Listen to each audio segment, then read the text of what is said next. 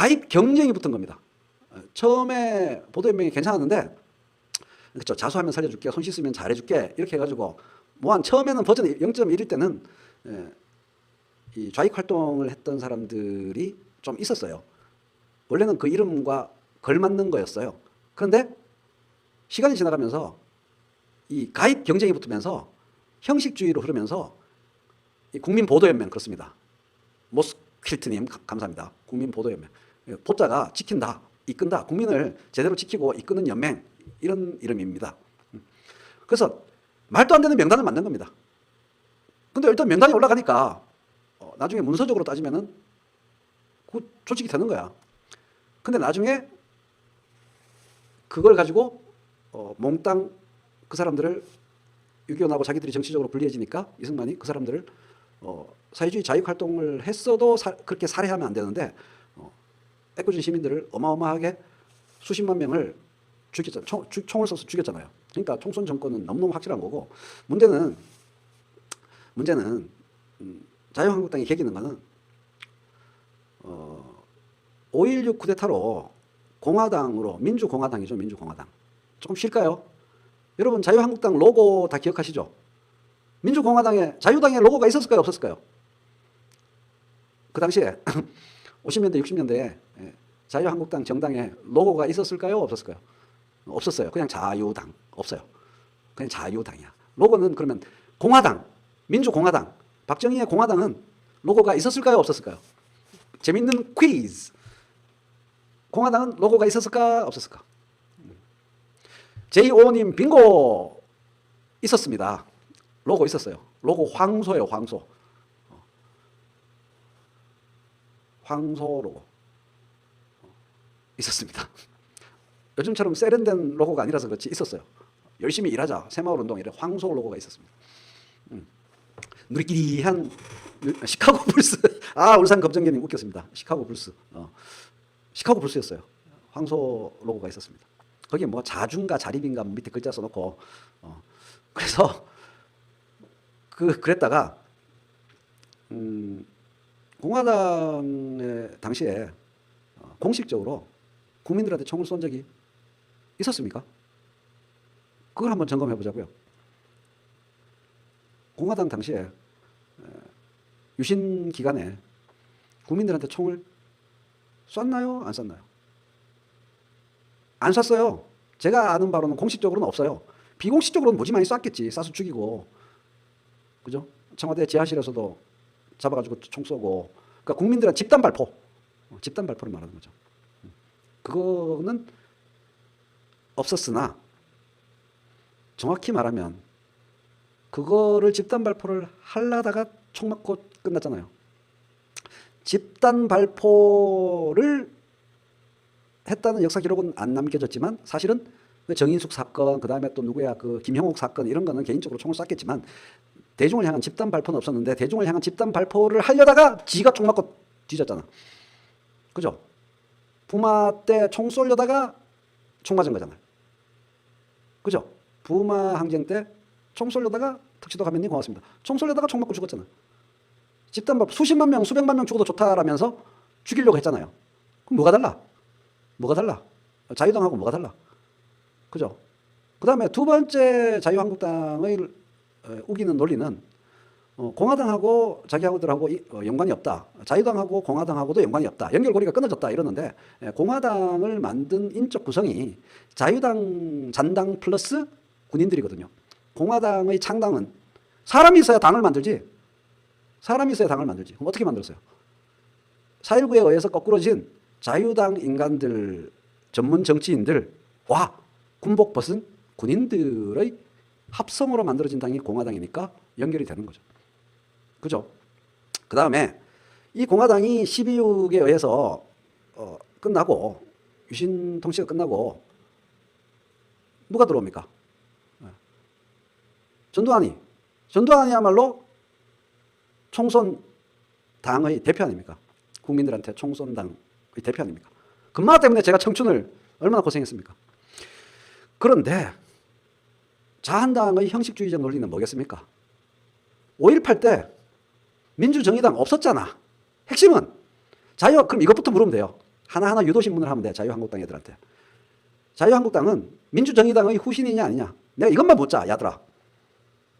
뭐 자유당까지 올라가는 건 그렇다 치고 민주정의당의 후신이니 아니니 너네들은. 민주정의당의 후신이잖아. 부정할 수 없잖아. 그럼 야들이 형식 논리로 개길 때 5.18 당시에는 민주정의당이 없었잖아. 군부가 쏜 거잖아. 이 논리로 개기는 거야 이놈의 새끼들이. 그거 믿고 지금 114명이 박광원 의원한테 윤리위에 제소를 한 거예요. 진짜 웃기는 놈들이지. 진짜 웃기는 놈들이죠. 81년도에 민주정의당이 만들어졌고 국민들한테 총 쏜 거는 80년이니까 아니다라고 개기는 거야. 참네. 그런데 여기서 어떤 사람의 증언 하나가 걔네들의 논리를 박살냅니다. 권정달 따라해 보이소. 권정달 사무총장 민주정의당. 목소리가 약간 내가 전도한 건데 왜 나만 갖고 그래. 본인은 헌법을 수호하고 비슷한데 진짜. 그래서 너무 똑같다. 그 권정달이 민주정의당 사무총장 때 한 발언이 공화당 자산을 다 인수했다. 그게 법에 따라서 정당의 정체성이 갖고 어쩌고 저쩌고 하면은 그 자산을 공화당 자산을 다 인수할 수 있다. 이렇게 발언한 게 신동아 잡지에 딱 있습니다. 스스로 권정달 사무총장이 민주정의당이 공화당을 계승한 것임을 말했습니다. 그리고 뭐 굳이 따지니까 그렇게 말을 해주는 거지. 증거를 말해주는 거죠. 그래서 민주정의당이 광주에서 수많은 사람들을 죽이고 들어선 정당이고 민주정의당이 그 다음에 뭘로 바뀝니까? 이제부터 이제 막 계속 바뀌는 거죠. 당 이름이. 이름만 바뀌는 거지. 민주정의당이 뭘로 바뀌어요? 민주자유당. 일본의 자민당 순서를 바꾼 거지. 민주자유당. 민자당이 왜 만들어져요? 이것은 극의 결단입니다, 여러분. 이걸로 만들어진 거죠. 이것은 극의 결단입니다, 여러분. 이것 때문에 3당 합당으로, 3당 야합으로 민주자유당이 만들어진 거죠. 그때 그것을 격렬하게 반대하는 이 있습니다! 이 있습니다! 바로 꺼주십시오! 이 있습니다! 했던 사람이 노무현 당시 의원인 거죠. 김상현 의원도 그 당시에. 김상현 의원 그때 훌륭했죠. 그래서 꼬마 민주당이 만들어지는 그 과정이 된 거죠. 민주자유당은 결국 총재가 노태우에서 결국 김영삼으로 바뀌면서 김영삼이 민주자유당으로 대통령이 되죠. 그죠? 민주자유당 다음에는 뭐가 됩니까? YS가 이제 대통령이 돼서 민주자유당을 이끌다가 정권 말기에 가면 항상 그래요. 당 이름 바뀌는 거는 정권 말기에 그 옷 갈아입는 거지. 나라를 잘 못 이끄니까. 그리고 일신하면서 정권 초기 말기 신한국당으로 바뀌죠. 그죠? 그죠? 신한국당으로 바뀝니다. 민주자유당이 신한국당으로 바뀌죠. 신한국당이 다시 바통 터치를 뭘로 합니까? 신한국당이 제일 오래간 당으로 바뀝니다. 한나라당으로. 이회창 한나라당으로 바뀌는 거죠. 이회창 이 양반은 참 중요한 당 만들어 놓고 대통령도 한번 못하고 한나라당으로 바뀌죠. 한나라당이 쭉 오래 갑니다. 한나라당 시절에 누가 후반부에 당 권력을 잡습니까? 한나라당, 망해가는 한나라당을 살린 정치인이 누굽니까? 박근혜죠. 떠가지고 천막도 천막 당선도 하고 그래가지고 그 다음 대통령 후보는 박근혜가 될 줄 알았는데 누가 인터셉트 해가지고 누가 인터셉트 했어. 사실 박근혜가 농사 다 지어놓고 막판에 이명박한테 뺏긴 거죠. 사실 그때 그 박근혜가 되는 게 거의 코스였는데 이명박이 정말 아슬아슬하게 기적적으로 된 거죠. 그래가지고 또 이명박이가 정치를 못해가지고 또 당이 죽어갈 때 이때는 내가 노태우인데 죽어갈 때 총선을 앞두고 2012년도에 당 이름을 바꿉니다. 뭘로? 새누리당으로 바꿉니다. 2012년도 19대 총선을 앞두고 새누리당으로 바꿉니다. 이 사람 믿어주세요 하면서 새누리당으로 바뀐 겁니다. 그래서 패색이 짙었는데 이게 웬일? 총선에서 어마어마한 성공을 하죠. 자기들이 소수당이 될 것 같아서 2012년도에 여러분 기억이 가물가물하실 텐데 저도 가물가물해서 찾아봤어요. 2012년도에 그 민주당 쪽에 그 당시 이름이 민주당이 아니었지만 원내대표가 누굴까요? 김진표입니다. 그리고 저쪽에 새누리당 쪽의 원내대표가 황우여입니다. 황우여, 김진표 각각 원내대표였어요. 그 두 원내대표가 공동 발의한 법이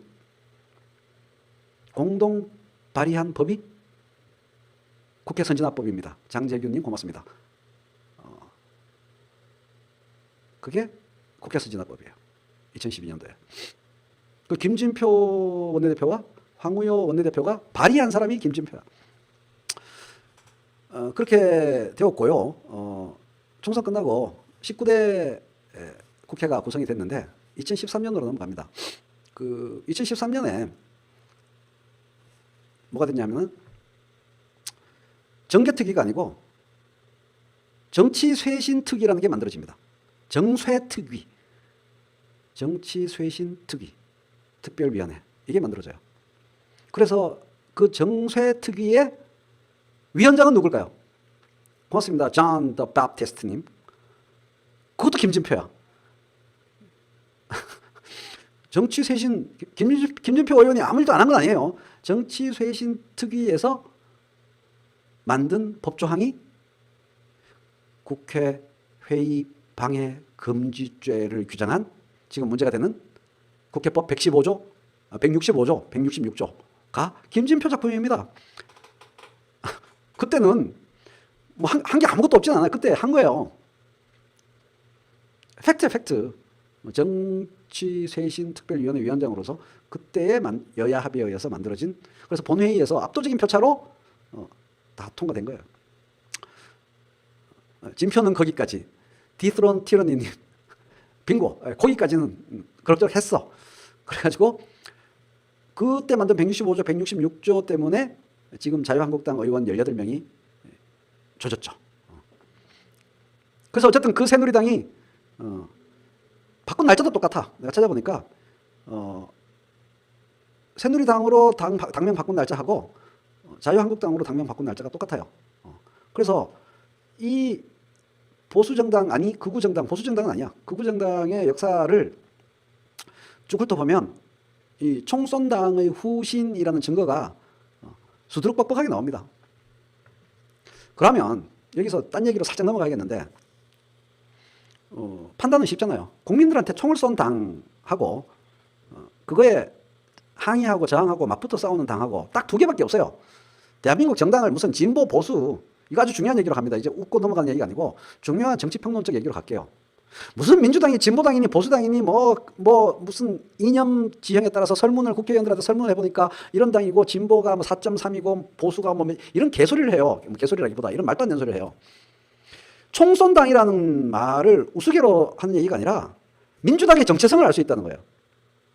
민주당이 뭐 하는 당인가를 알 수 있는 방법이 총선당의 역사를 얘기하다 보면 민주당이 무슨 당인지, 민주당을 얘기할 때 뭐라고 말해야 되는지, 어떻게 이야기해야 하는지가 합리적으로 밝혀진다는 거죠. 그냥 총선당에 반대하는 당이에요. 이게 큰 의미를 갖고 있는 겁니다. 매우 넓은 당이라는 얘기죠. 보편 상식의 당이지 특정 정치적 진보 성향이나 특정 개혁 성향이나 그런 특정 민중지향적인 당이 아니라는 거예요. 그렇게 이해하셔야 됩니다. 그래서 민주당한테 실망했니? 민주당은 뭐니? 민주당이 대기업이네? 이렇게 막 얘기를 하면 떡줄 사람 생각도 안 하는데 원래의 규정성과 벗어난 택도 없는 기대를 투사해서 택도 없는 실망을 하고 택도 없는 비판을 하는 거다 이 얘기입니다. 핵심은 총선당을 용서할 수 없다 해서 저항한 모든 연합적인 힘의 메이저 결과물이 민주당이라는 얘기입니다.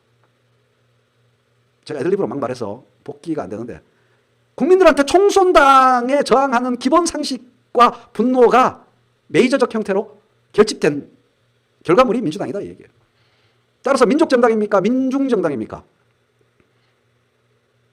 꼭 둘 중에 하나를 집으면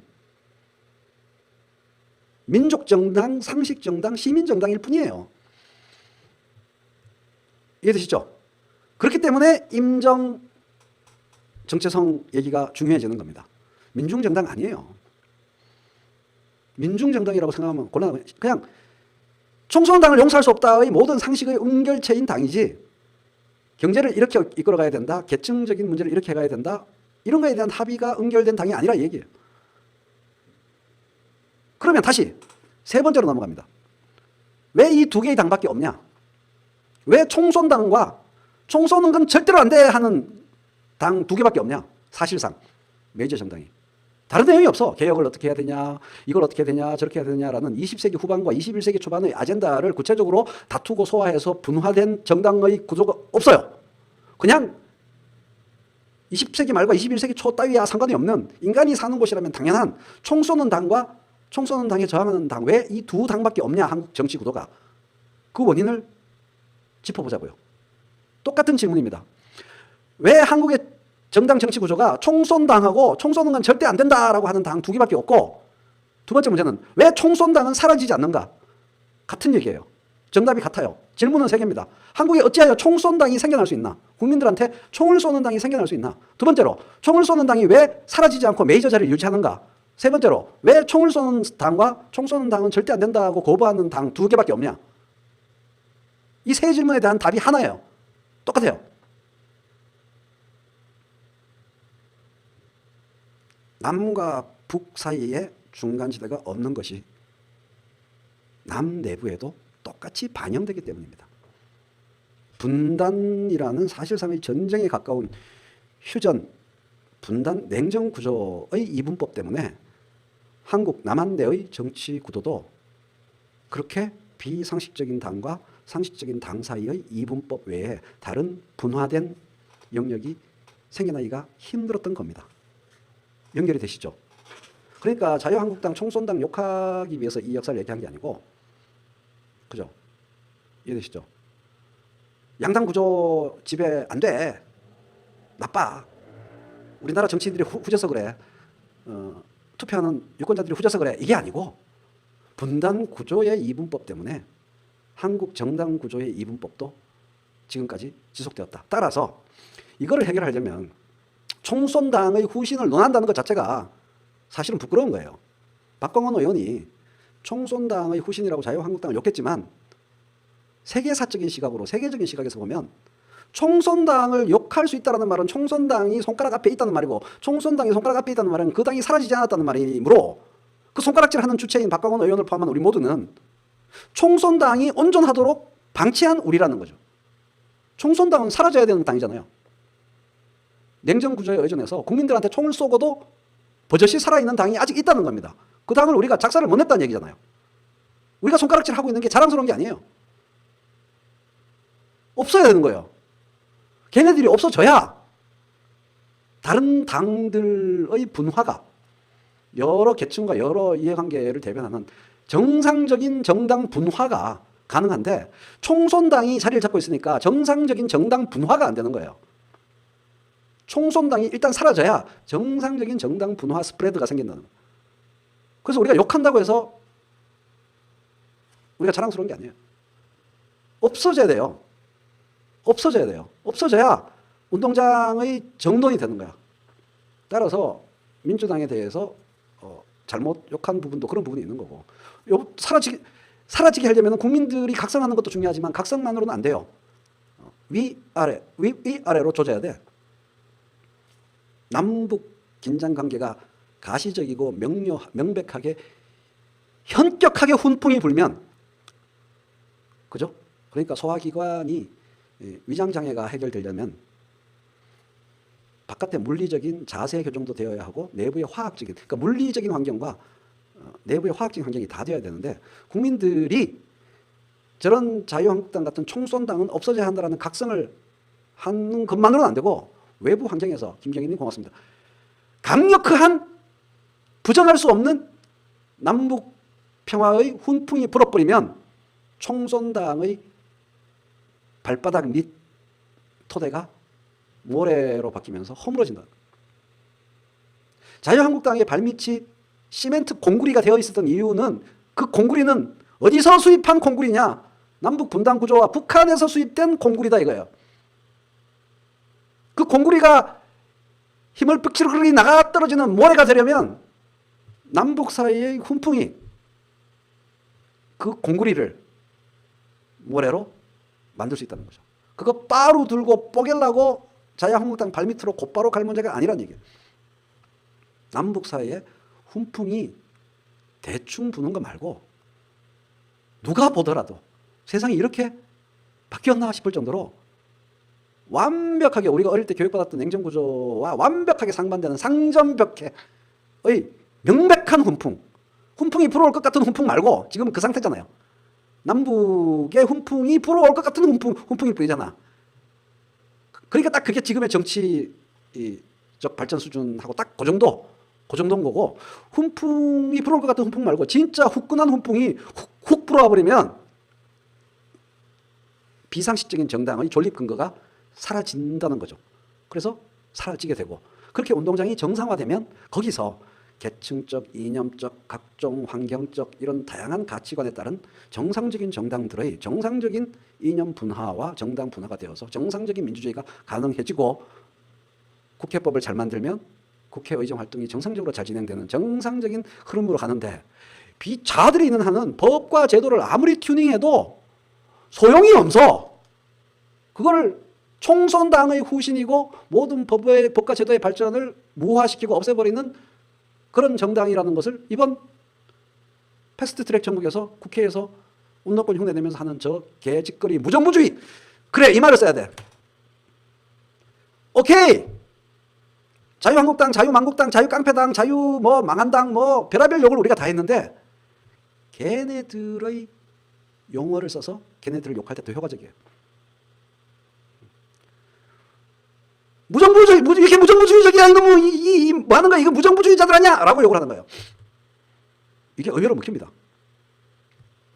쟤네들 보수 쪽의 이데올로기를 갖고 있는 사람들의 머릿속에서 무질서와 무정부는 무조건 나쁜 말이에요. 매우 나쁜 말. 걔네들의 프레임을 이용해서 스윙 바이 전략. 뭡니까 그거?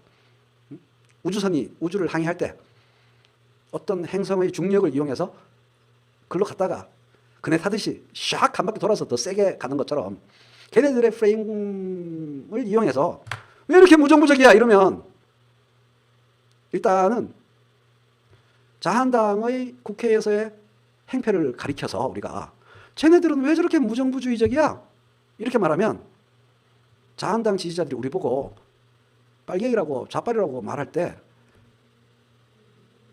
이 리듬이 안 맞아. 자유한국당을 욕하는 사람들을 향해서 좌빨이네, 빨갱이네 이러는 게 걔네들의 핑퐁 말 공격이 오가는 박자인데, 갑자기 무정부적이네 이러면은 그게 걔네들 스타일이거든. 그러니까 걔네들이 우리 운동권 흉내를 내는데 우리는 뭐 못하겠어? 저 너무 무정부적인 거 아니야? 이러면은 저쪽에서 우리 보고 좌빨이네, 이게 말이 안 맞는 거야 잘. 그렇잖아요. 말이 안 맞아 리듬이. 너무 무정부적인 거 아니야? 그러면 그런 말한 무정부적이지네라고 개탄하는 사람을 향해서 손가락질하면서 좌빨이네 이게 안 맞잖아. 그죠? 평소 우리가 쓰던 용어를 써가지고 자유한국당을 욕하면은 쟤들은 좌빨이네 이러지만, 빨갱이네 이러지만, 무슨 놈의 빨갱이가 다른 존재를 향해서 손가락질하면서 무정부적이네 이렇게 말하는 빨갱이가 어디 있어? 저 너무 무정부적인데, 무정부주의적인데 이러면은 빨갱이나 좌빨이라는 말을 할 수가 없어. 그죠? 진짜 무정부적인 행동이다. 무질서하다. 그렇게 보수적인 이데올로기의 표현을 써서 공격하는 게 효과적이에요. 비상식적인 짓을 했을 때 보수의 언어와 보수의 프레임으로 비상식적인 그들의 만행을 규탄하는 게 훨씬 더 효과적입니다.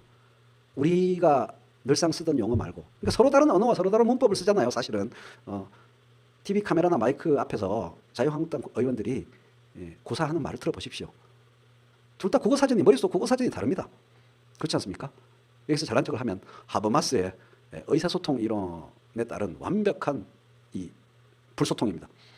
그러니까 보수들의 자한당의 헛짓거리를 공격하려면 보수의 프레임을, 보수의 표현을 이용해서 개탄하고 지적하고 비판해야 더 효과적이다. 이런 얘기입니다. 그죠? 우리 언어, 우리끼리 사이에서 묵어주는 언어 쓰지 말고. 무정부적인 건 무조건 나쁜 거잖아. 그러니까 이라면 효과가 없어 사실은. 외구당이다. 정말 외구당 짓 다 왔다. 이번에 한 짓은 외구당 그 자체네. 라고 욕을 해봤자 대외적 약발이 없어요. 그냥 우리끼리 하는 소리지. 안 그렇습니까? 그 연결이 너무 어려워 자들한테는. 와 외구당이라 그러지? 머릿속에 연결이 안 돼요. 그죠? 근데 무정부적이다 이러면은 걔네들이 이렇게 위축되게 만들어요. 말싸움할 때 이런 거 있잖아요. 위축되게 만들어. 그죠? 위축되는 사이드 보디블로우를, 옆구리를 때려야 된다 이거죠. 쟤네들의 용어를 써요. 이게 누구의 이론에 따라서 제가 말씀드리느냐 하면요. 누구의 이론에 따라서 말씀드리느냐 하면 죽나 자나 깨나 여러분들은 레이코프를 항상 염두에 둬야 됩니다. 레이코프. 조지. 이상한 생각하지 마시고 조지 레이코프. 조리래. 조지 레이코프. 이 사람이 프레임 정치 코끼리는 생각하지 마. 이거를 생각하는 사람인데 항상 상대를 비판할 때 한 차원 높은 프레임으로 공격해야 됩니다. 같은 프레임의 이쪽 편과 저쪽 편의 싸움으로 만들면 안 돼요. 상대편을 공격할 때는 한 차원 높은 도덕적 프레임을 걸고 공격해야 됩니다. 그냥 일반 시민들 골목에서 싸울 때도 친구들하고 말싸움할 때도